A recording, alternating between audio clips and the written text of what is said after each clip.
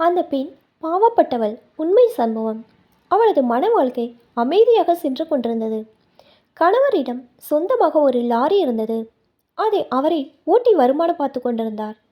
அவர்களுக்கு 2 குழந்தைகள். கிராம பகுதியில் வீடு இருந்ததால் வீட்டை சுற்றிலும் அவள் சிறிய அளவில் காய்கறி பயிரிட்டிருந்தாள். 2 பசுக்களும் வளர்த்து வந்தாள். பக்கத்து கிராமத்தை சேர்ந்த இளைஞன் ஒருவன் தினமும் அதிகாலை வீட்டுக்கு வந்து பால் கறந்து கொடுத்து விட்டு செல்வான். அவளது கணவர் தனிமையை விரும்பி எல்லோரிடமும் மரியாதை எதிர்பார்ப்பவர். தான் உண்டு தன் வேலை உண்டு என்று இப்போதும் அமைதியாக காணப்படுவார். லாரி ஓட்டம் இல்லாமல் இருக்கும்போது மது அருந்திவிட்டு வீட்டிலே தூங்கிவிடுவார். அவரால் யாருக்கும் எப்போதும் எந்தவித தொந்தரவும் இருந்ததில்லை. மனைவியையும் அவர் ஒருபோதும் மரியாதை குறைவாக நடத்தியதில்லை. எப்போதும் மது அருந்தினா அமைதியாக வீட்டுக்கு வர அவர் அன்று ஆவேசமாக வீட்டுக்குள் வந்தார். வந்த வேகத்திலே, உனக்கு நான் என்ன குறை வைத்தேன் என்று மனைவி கண்மூடித்தனமாக தாக்கத் தொடங்கினார். அவள் சுதாரிப்பதற்குள் பலத்த அடி விழுந்தது. அதோடு கேவலமாக திட்டவும் செய்தார். எப்போதும் சாந்தமாக காட்சியளிக்கின்றவர் முரட்டுத்தனமாக நடந்து கொண்டதனால் அக்கம் பக்கத்தினர் எல்லாம் அங்கே கூடிவிட்டார்கள். ஒரு வழியாக அவளை பாதுகாத்து அருகில் உள்ள மருத்துவமனைக்கு அழைத்து சென்றார்கள். கணவர் ஏன் தாக்கினார் என்று அவளுக்கு தெரியவில்லை. அந்த அதிர்ச்சியிலிருந்து அவளால் மீள முடியவில்லை. அவள் மருத்துவமனையில் சிகிச்சைக்காக அனுமதிக்கப்பட்டாள்.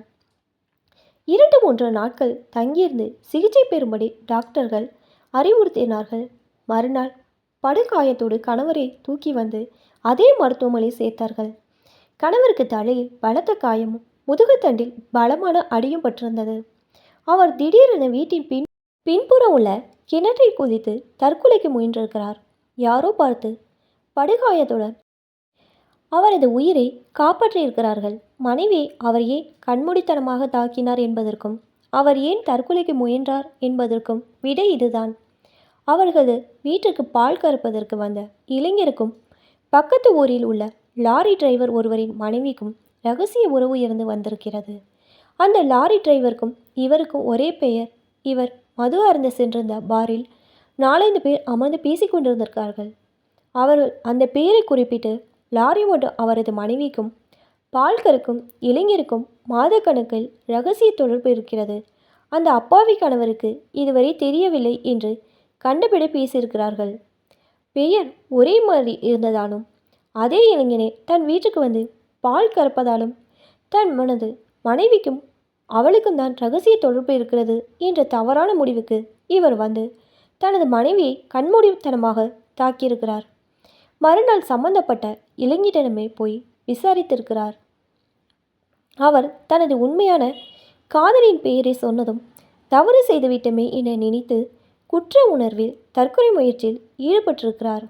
மனைவி 2 நாளில் வீடு திரும்பிவிட்டாள். கணவர் முதுகுத்தண்டு பாதிப்பால் படுத்த படுக்கையாகிவிட்டார்.